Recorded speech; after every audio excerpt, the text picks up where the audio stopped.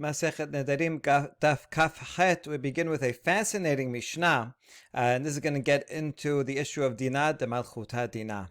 Mishnah teaches Nodrin leharagin velacharamin velamochsin shehi teruma afapi she'eno teruma shehen shel bet hamelech afapi she'enan shel bet hamelech.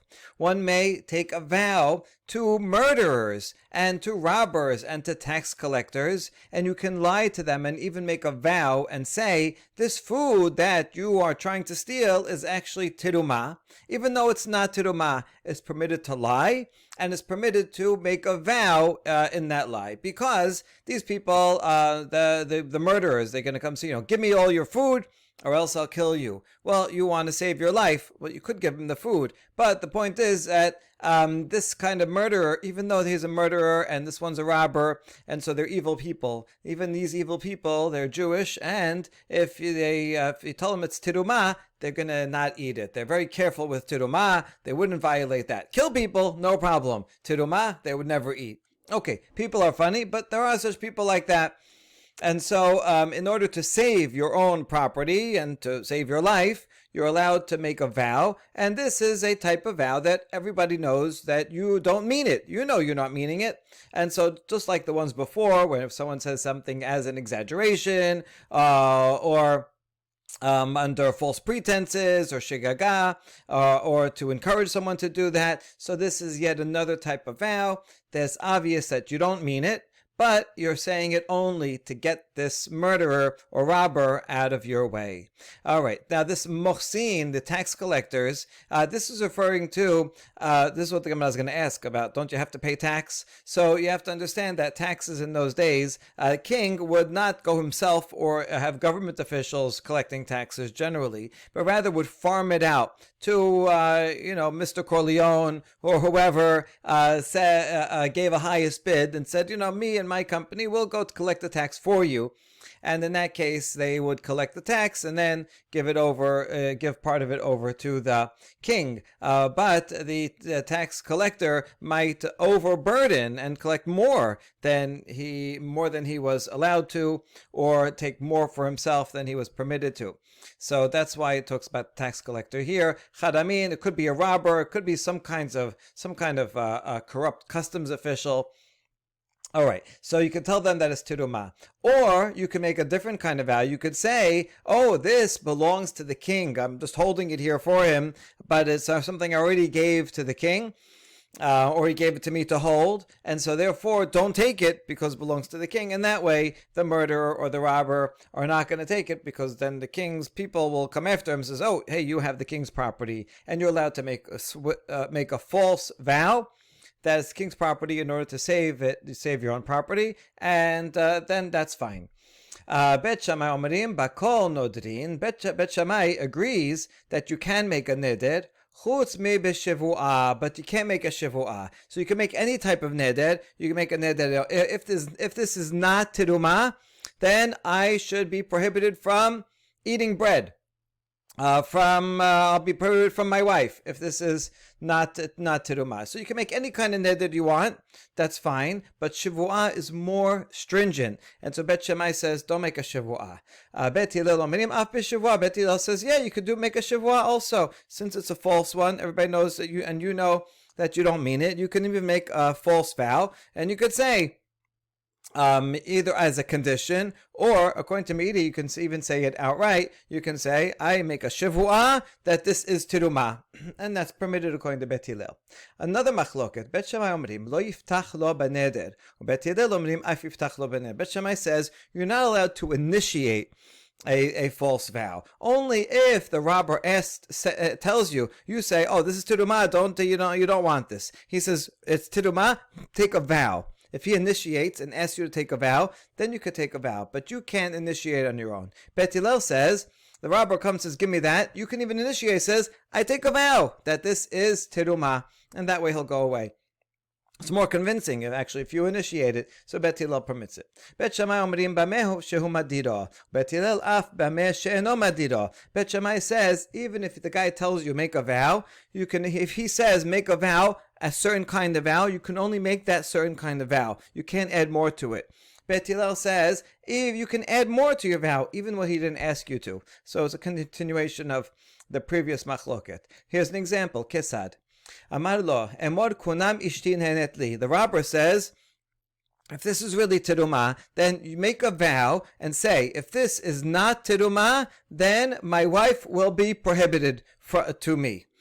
Benefiting from me is prohibited for my wife, right? Or my wife will be prohibited, I will be prohibited to my wife if it's not terumah. The robber asks you to say that. And then the person adds more. V'amad konam ishti ubanai nehenen li. And says, not only my wife, my children also will be prohibited to have any benefit from me if this is not terumah. And so Bet Hillel says that's permitted, because now by adding it, the person sounds even more convincing, right? He'll add more, right? I'll add, by the life of my mother, by my mother-in-law too, add more.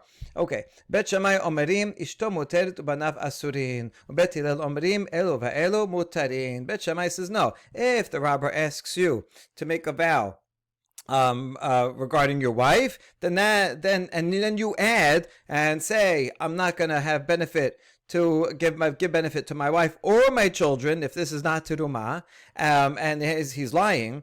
Well, in that case, the wife is permitted, because the robber asked you to make a vow regarding your wife, and you did so, and you didn't mean it, so that's permitted. But the children, according to Bet Shammai, you added that in on your own. The robber didn't ask you. Since you added that on your own, that vow is valid, and the children will be prohibited. Bet Hillel, however, says, everybody's permitted. The whole vow, first of all, because if part of a vow is undone, then the whole vow is undone, as we had said before. But in this case, you can even say that to begin with, he never meant the entire vow. It's obvious from the context that he did not mean it, and therefore the whole thing, it was never valid. All right, fascinating case in the Mishnah. The Gemara is going to ask, "V'ha'amar Shemuel dina de malchuta dina." The law of the king of the kingdom is the law. It doesn't matter where you are, any country that you're in. The king has a right to collect taxes. In most countries in the olden days, they thought the king owns the whole country, and therefore you're paying rent, and the landlord can ask you whatever you want. And certainly in a democracy where people make their own laws and decide, and people have a right to live, and the democracy is fair, then certainly the law of the land is the land. The law of the land is the law. And so Shemuel says, we're about the tax collector. Tax collector is collecting money on behalf of the king, and so a person has to pay. How could you lie to get out of taxes? You must pay taxes. Some say that this law is mideoraita. Answer is Amar Rav Chinena, Amar Rav Kahana, Amar Shemuel b'moches she'en lo kisba. No, we're talking about a tax collector who has no fixed amount. The way that it worked is the king would say, who can collect the most taxes from me, right? So this guy says, I'll collect for you $1 million. And then Mr. Corleone says, I can get for you $1.5 million. So the king says, okay, great. You have the contract, $1.5 million. Now, Mr. Corleone, he just has to raise enough money to pay the king $1.5 million.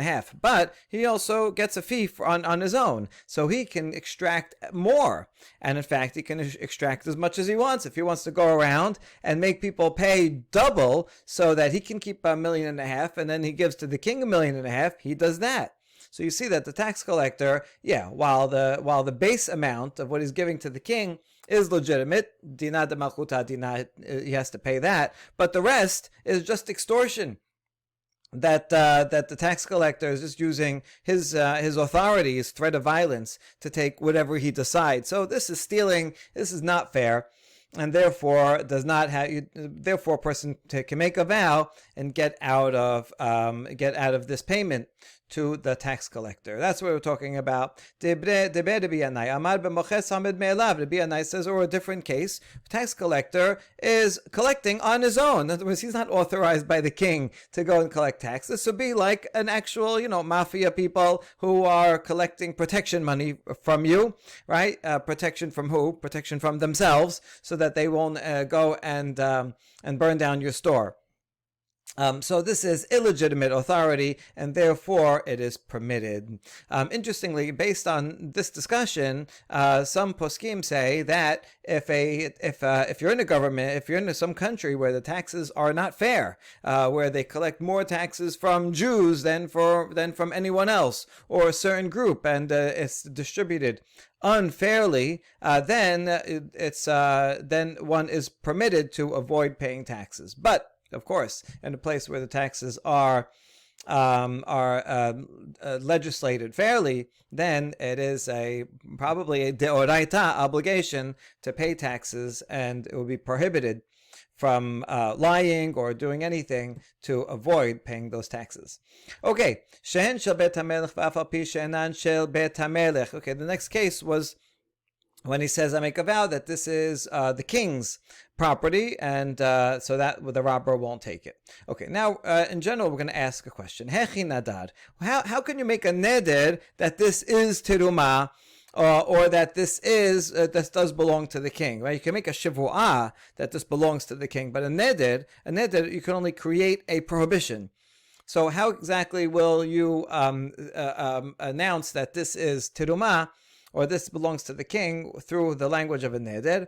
Amarav Amram Amarav ve'omer ya'aseru perot ha'olam alai im enan shel bet hamelech. You make it as a condition that if this food here or whatever item does not belong to the king, then all the fruit in the world will be prohibited to me. So since you make it an if then, and no one would want to have such a stringent prohibition upon themselves, then the rabbi will say, oh, I guess he means it, because he wouldn't say that, it'd be better for him to give up this basket of fruit than to prohibit himself from all fruit in the whole world. So it must mean that he's telling the truth. All right.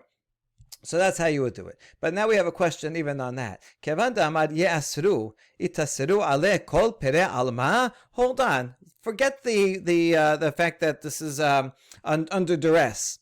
And just in a regular case, if someone would say a language like that all the fruit in the world should be prohibited to me, would that even take effect? It's too overwhelming. It's impossible to fulfill. It'd be like making a vow that I'm not going to breathe, right? Does that mean that all fruit in the whole world forever, for my whole life, is going to be prohibited to me? A person could not possibly mean that literally. So how would that even take effect? Even without the duress? So we answer, no, it would have to be something with some kind of time limit. Be'omed hayom, right? That a person can say, I'm going to not have any fruit in the whole world today, right? And if I do, if I do have fruit, if this is not whatever the if condition is, then I will not have fruit today. That is possible to fulfill, so that's a valid vow. So it must be that he added a time limit, and he said something like today, right? Hold on. But now you made it too little, because if the robber comes and says, give me that basket of fruit, I say it's teruma, and I make a vow, and I say, if this is not teruma, then I will not eat any fruit today. That's too little. And he's going to say, oh, that's just a small vow that you made. I don't believe you. And then he will take it. So it can't be too little. It can't be forever, because that would not be valid. It can't be just today, because that would not be convincing. So rather, it must be be'omer bilibo hayom u'mosi bisfatav stam. Here's what happens. He says out loud, if this is not teruma, then all fruit in the world will be prohibited to me. And it sounds like to the robber that he says prohibited forever. So it's like, oh, wow, it's very serious that he's saying that. He must be telling the truth. But in your mind, you just add another word. All fruit will be prohibited to me today, right? You don't say it out loud, but that's what you're thinking. You didn't say either way. You didn't say explicitly all fruit will be prohibited forever. You just said all fruit will be prohibited to me. But you didn't give a time limit, so you left it open-ended. Open-ended means he will assume I mean forever, but I know that I mean today. And that's a way you can do it.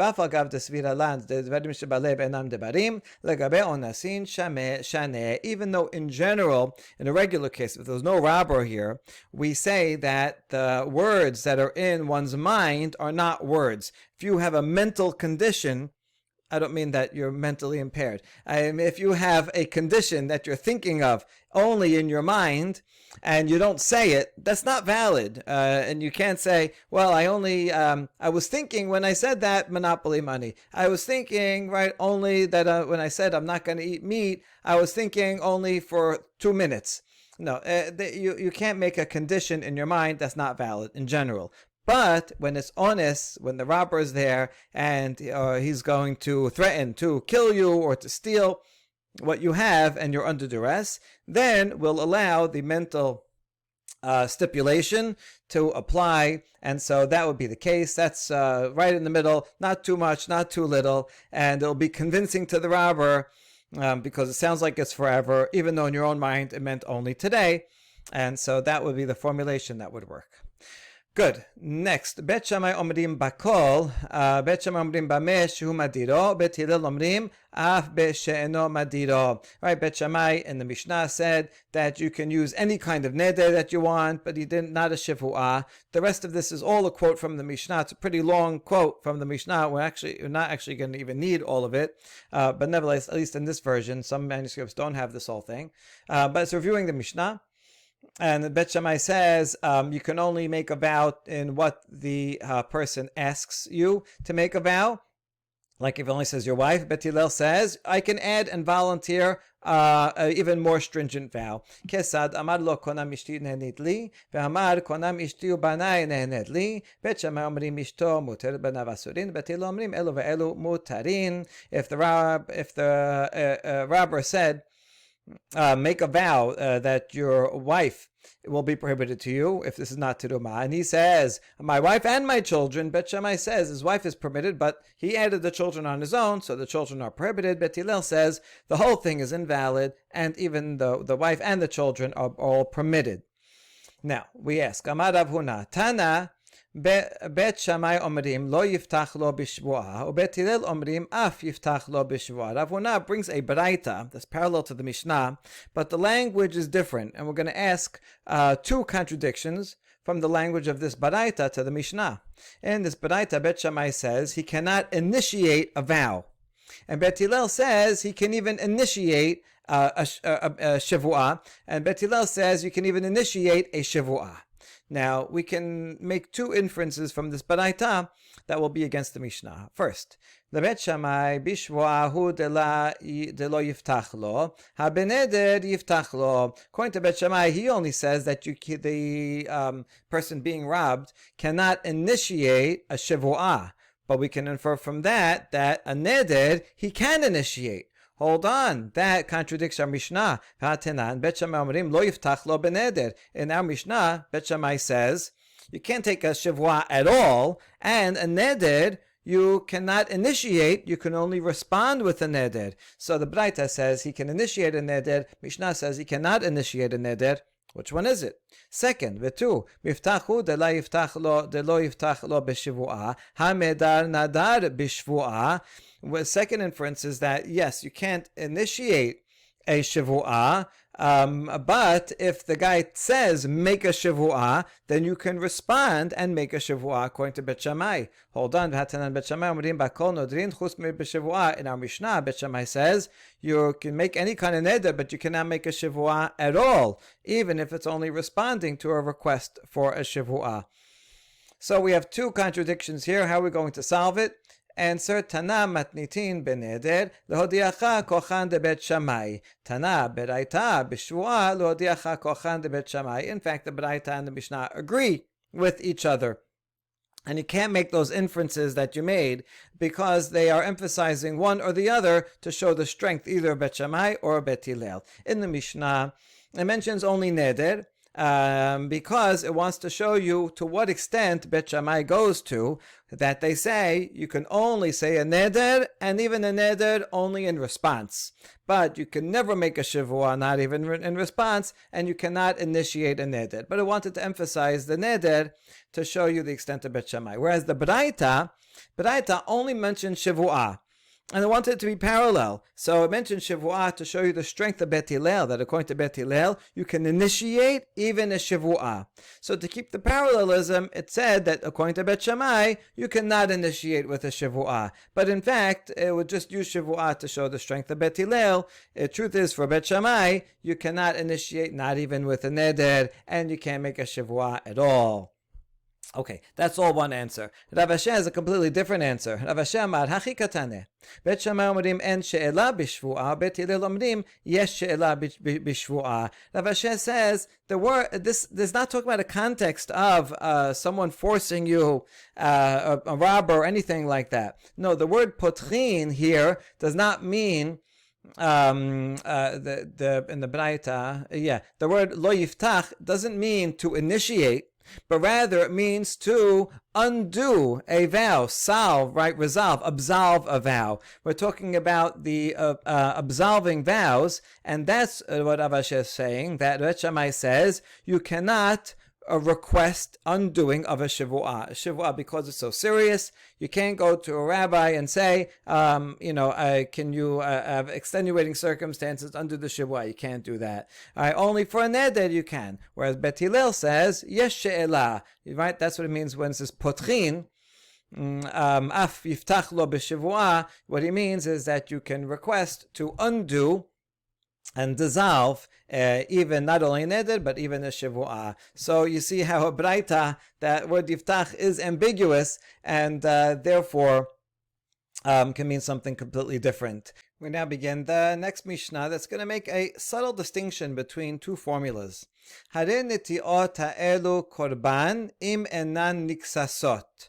Talit zo korban im enah nisrefet. Yesh lahen pijon. If a person says that these trees, these saplings, will be korban, he's donating them, making them holy, if they are not cut down, right? If they will be cut down, well, then they're destroyed. Cut down here means by human hands or by a wind, anyway. So then they'll be destroyed. But if they're not cut down, then I am going to make them korban.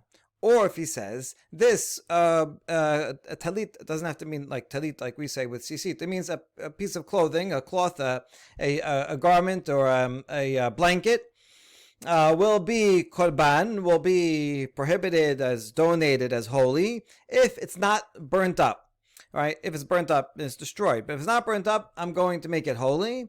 Yesh lahen pijon, one can redeem it. So you see here, this is not the sense of neder, probably not a sense of neder as is prohibited, but rather that I'm donating it to the Bet HaMikdash, making it holy. But if it's not an animal that I can bring, then I can always redeem the holiness into money, and then the value of that money I'll give, but the item itself then no longer has kodesh. But these vows are valid, and I would have to redeem it.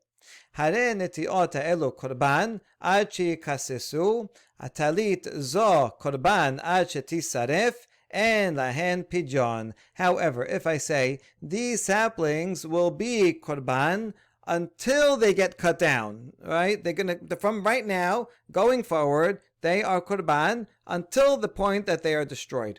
Or this garment is korban until it gets burnt up. Well, then once it gets burnt up, it's destroyed. But from now until then, yes, it will be holy. And lahen pijon, then you cannot redeem it. It is holy, so the vow does work. But the second I redeem it, it's still there. It's still not cut down. It's still not burnt. And so it just becomes holy once again. And so that cannot be redeemed. Okay, now we ask. Velitne kedoshot ve'en kedoshot. How come the Mishnah doesn't use language of that this will be consecrated or not consecrated if not? Why does it use the language of pijon, like once it's consecrated, then you can redeem it? Why using the solution to the consecration, the way to get out of it? Why not just tell us straightforward, if you use this formula, it will be consecrated. If not, it's not consecrated. Answer is, I did the Baal Limitna Sefa and lahem pijon. Tananem Resha yesh lahem pijon. The answer is that in the Resha, you're right. Technically, you could have said in the Resha, if you say this language, then kedoshot. But for the Sefa, it cannot use that because it's not simply true that when you say this language, that these saplings will be consecrated until they get cut down. Of course, yes, they are consecrated, but not only that, there's a further chidush that you cannot redeem it, because every time you redeem it, they become reconsecrated again.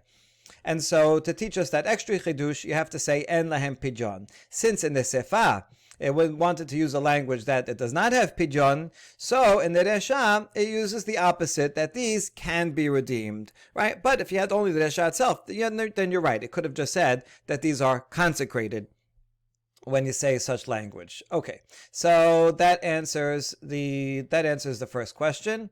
To Pijon. Over here, it doesn't mean that you would say consecrated and not consecrated. In both cases of the Mishnah, it always is consecrated. It just means use that terminology of either consecrated or not consecrated. No, we're going to use Pijon to parallel the Sefa. Now, Hechi Nadar, what language exactly are you using when you say this?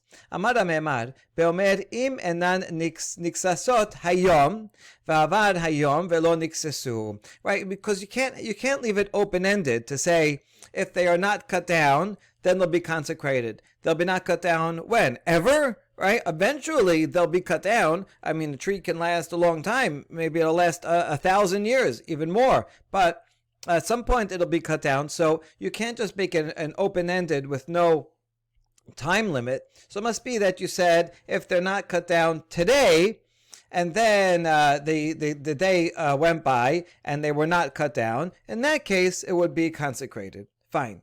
But if that's the case, well, then what's the chidush of the Mishnah? Isn't that obvious that it's a straightforward condition and vow? Of course that would be an applicable vow. Oh, we're talking about a case where there is a big wind, and because it's so windy, it's like a hurricane, so I'm expecting that the hurricane is going to knock this tree down. And that's why I say, listen, if it doesn't, it's going to be knocked down, it's gone anyway. If it doesn't get knocked down that today, or while it's during the storm, then I'll make it consecrated. That's what he means. So because this is a chidush, because he expects that it's probably going to be knocked down anyway, so I'm not going to have to consecrate it. You might have thought that he doesn't really mean to consecrate it, right? He's like, it's gone anyway. It may as well be consecrated, even if it doesn't not get knocked down. It'll be consecrated. But in his mind, because he for sure thought it was going to be knocked down and wasn't really entertaining the possibility, it's like a shegaga.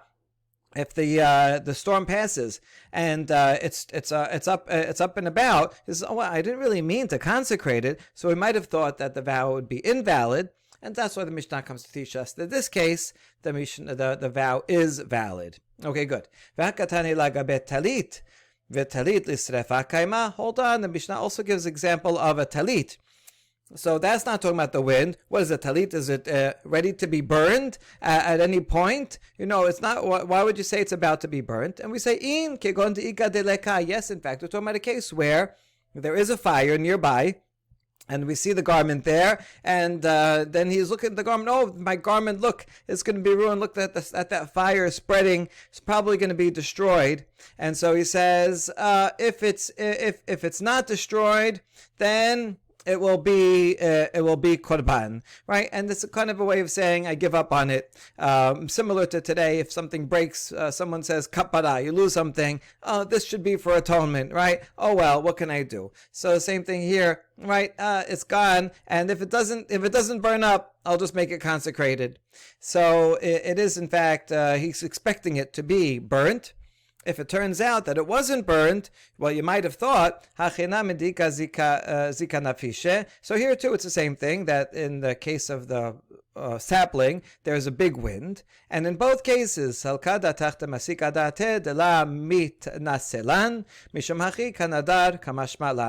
might have thought that because have in my mind that they're not going to be saved. For sure, this wind is going to knock it down. For sure, the fire is going to burn it anyway. And therefore, I did not fully commit to making this prohibition. So I might have thought that even if it's saved, the vow does not apply. That's why the Mishnah is coming to teach us that the vow does apply, even so. And we'll continue the analysis of this Mishnah on the next daf. Baruch Adonai L'olam. Amen ve'amen.